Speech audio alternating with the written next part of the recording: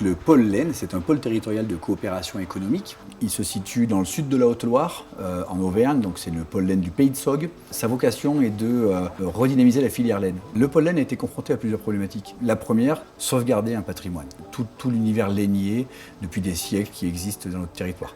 Le second a clairement une valeur économique, de pouvoir recréer de la valeur, c'est comme ça qu'on a recréé un lavage de laine. Ensuite, un gros travail avec les éleveurs et l'idée était de pouvoir leur amener un revenu complémentaire à leur production en viande, que la laine soit vraiment valorisée.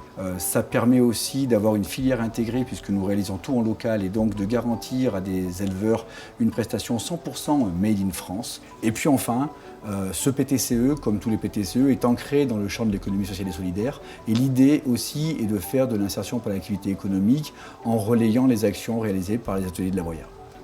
Le pôle amène une réponse à une filière, mais dans un cadre particulier qui est l'économie circulaire. Chez nous, ce n'est pas le cas, mais en France, la laine devient de plus en plus un déchet.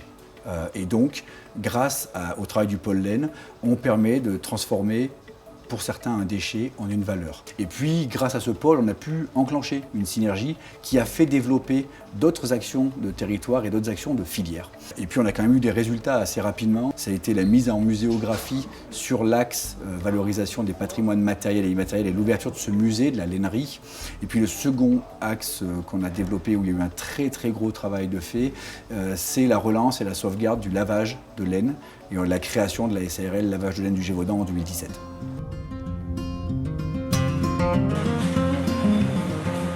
Donc ici on est au lavage de laine du Gévaudan. Nous sommes actuellement donc le dernier en France à pouvoir faire du lavage à façon.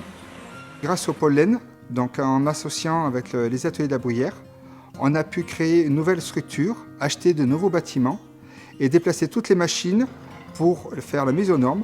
On en a profité également pour acheter d'autres machines pour améliorer le lavage. On les a achetées d'occasion. On les a retapés, on les a remis en place. En ce moment, on lave à peu près une centaine de tonnes à l'année et notre objectif est d'arriver à 250 tonnes. Alors nous avons au niveau du pôle plusieurs perspectives bien sûr de développement. Là, en ce moment, nous travaillons sur l'installation d'une unité de peignage qui est une transformation, une des secondes transformations de laine en France. Le second, c'est une fois qu'on a fait cette belle lainerie que l'on voit derrière moi, c'est de la valoriser touristiquement, mettre en marché des produits touristiques sur le monde de la laine. Et puis, le pôle laine nous a fait travailler sur une toute autre filière, le légume. Les ateliers de la Bruyère ont un site de maraîchage, pas assez de production, on était à la recherche de terre. Et plutôt que de se lancer dans un système d'acquisition à tout va, on a tout simplement fait de la coopération avec les éleveurs du pôle laine. Cette année, on est assez fiers de pouvoir être 5 éleveurs avec nous et d'augmenter et de pouvoir avoir des perspectives pour maintenant alimenter nos cantines locales sur le secteur en légumes bio, locaux et solidaires.